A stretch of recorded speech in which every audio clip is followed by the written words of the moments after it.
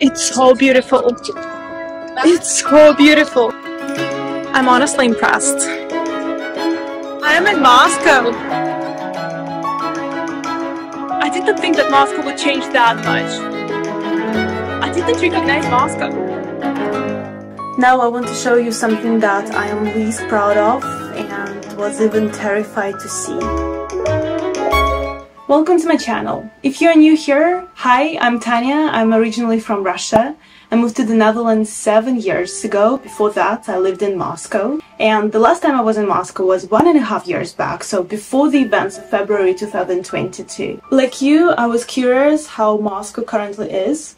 In the West, we hear so much about how Russia is struggling, how Russia's got cut out of many brands and product supply, how isolated people have become, and how depressing the vibe and atmosphere is in Russia. Now I am in Moscow. I've been here for 2 weeks, so in this video I will share with you my first-hand impressions about Moscow and Russians.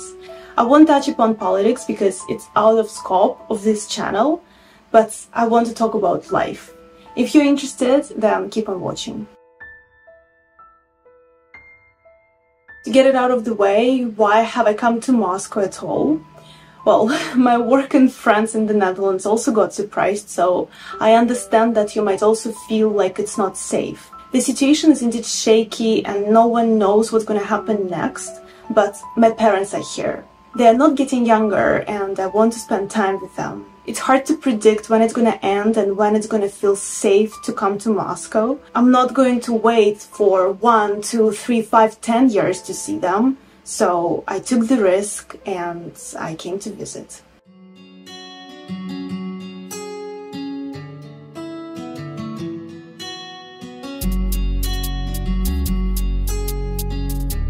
I didn't fully know what to expect upon arrival because in the West and in alternative Russian media as well, we hear that people get searched. They even ask to show their phones if they have apps like Telegram, but I cannot speak to this experience because it did not happen to me. I landed and I noticed zero difference, like as if nothing is happening. There were also foreigners in the queue and they passed the passport control without any issue as well.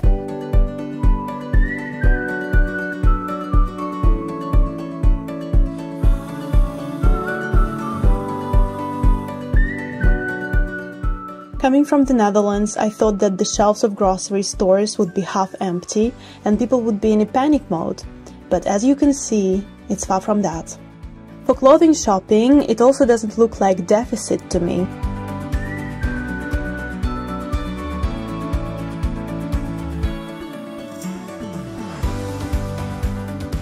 My parents love Dutch cheese, so I brought them some. Because even though, as you can see, there is still a lot of cheese to choose from, the Dutch cheese is not something you can buy in Moscow.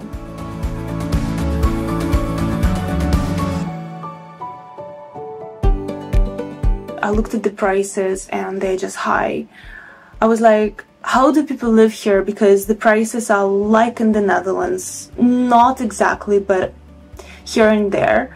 But the salaries are of course not like in the Netherlands, so I don't know. It feels like the standard of life dropped here significantly. In terms of variety, there is still a lot to choose from. You want a yellow jacket or bright pink? Sure, you'll have it.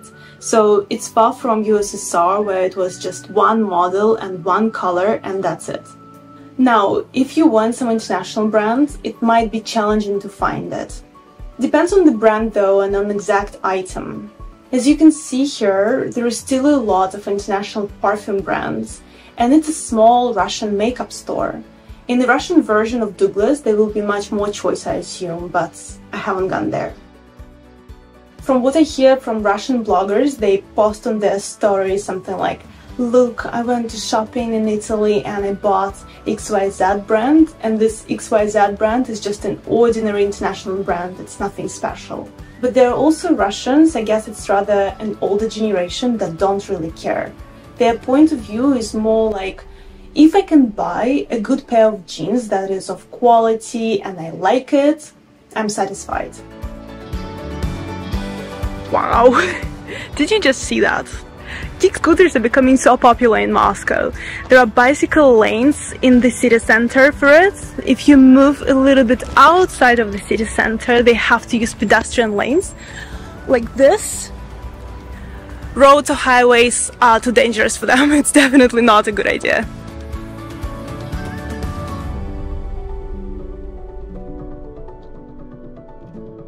I'm now on my way to meet a friend of mine in the city center.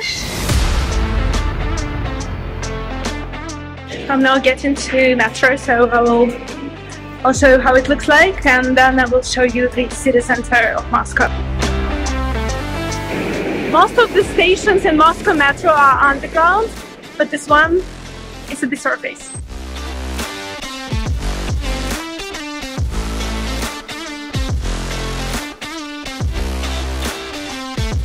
Very convenient sign, so we know where we're going. So we're going to Park Zaryadia, and then you see the exit 1314.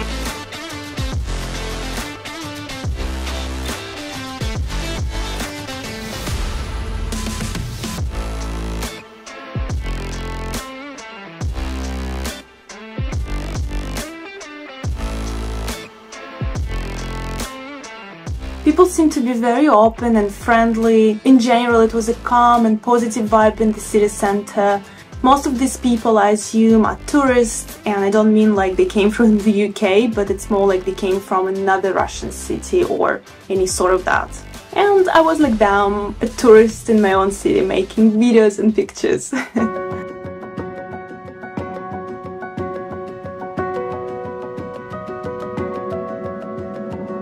In Moscow, you definitely hear less English speech. Before, in the city center, you could easily overhear a conversation in a different language. Now it would be some other language of Russia. Remember, we have a lot of different ethnicities and nationalities here. It's a Roberts in Zaryadia Park in the city center of Moscow.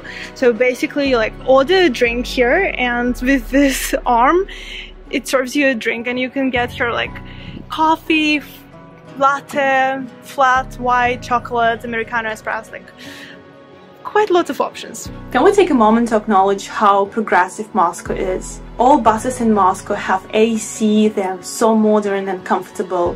I haven't expected that. I don't know, maybe I'm saying obvious things, but the picture I got living in the Netherlands is that Moscow is lagging behind, but it's not my impression at all. It's quite the opposite. Moscow is growing so rapidly. This is how the Moscow metro looks like now. When I left Russia 7 years ago, it had only one ring. Now it has 3 rings. It's insane! Moscow is like one big little country. On a side note, I feel like the ring system is the most convenient metro system I've ever seen. If you want to go from one side of Moscow to another, if we hadn't had the ring system, you would have to transfer from one line to the next. But because of the ring system, you can use it, and this can shorten the time easily by 30% or so. This is so cool. So it's the entrance to the gardens of Moscow, and it's also made as a garden. I don't know if you can see it, but it's like flowers here, grass, and it's just incredible because it's in front of the Red Square. My friend who I met, who is obviously Russian, shared with me that you definitely see that there is less freedom. The example he gave me, and this is something I noticed myself, is that if before you could fly anywhere you wanted to, now it's not like this. Well, technically you can, but for example, if before I could fly Eindhoven-Moscow, it was a direct flight and it would take me 3 hours and a half and it would cost 100-200 euros. Now it's a nightmare. So the way I came to Russia this time is I went with the Flixbus from Eindhoven to Düsseldorf. From Düsseldorf I flew to Istanbul, and from Istanbul I flew to Moscow airport, and the whole journey took me around 20 hours, and it's still considered quite short and quick. My journey back is going to be around 24 hours, and it's excluding getting to the airport. And I paid for this adventure 800 euros. Now I want to show you something that I am least proud of and was even terrified to see. But I'm here to deliver a balanced point of view, so here we go. I saw this poster in a bus stop. It says something like, "Let's unite against the war."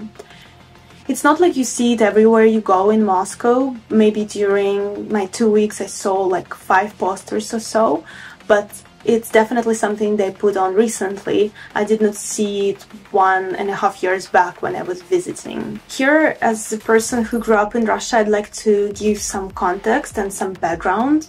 In Russia, we can get very sentimental and touchy when it comes to anything military related. At school, we learn extensively about the Second and First World Wars. A lot of countries participated and we had a lot of allies, but USSR suffered significantly more losses. For the Second World War, it was 10 million people, so it almost ingrained in us from a very young age how people are proud, how the whole country united against Nazi Germany, and how we, along with our allies, won the war. So when you place a poster like this, urging to unite the nation again against the war, it makes a huge impact on Russians, especially an older generation who experienced the war almost firsthand.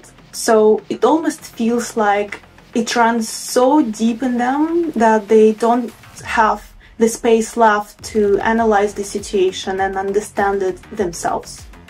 I prepared some positive ending for this video where I wanted to share with you how pleased I am with the service in Russia.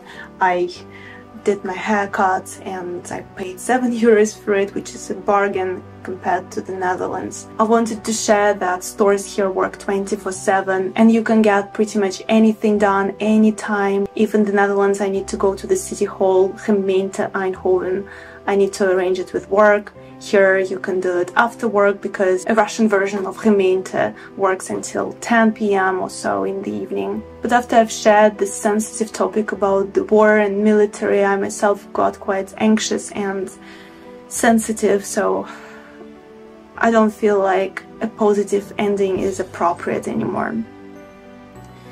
So I'm gonna leave it at this. These are my limited observations during my 2 weeks in Moscow. I wanted to share my honest opinion without making Moscow or Russians look better or worse. Wherever you are in the West, East, or wherever you are in the world, I want to encourage all of us to take the information in with a grain of salt. I know some countries tend to trust their governments more, but what I learned while being in Russia is that I need to be more critical.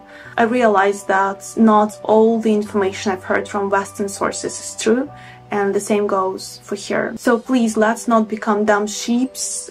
I don't think we will ever know the full truth, and in the meantime it's important to be critical, humble, and it's important to just stay human.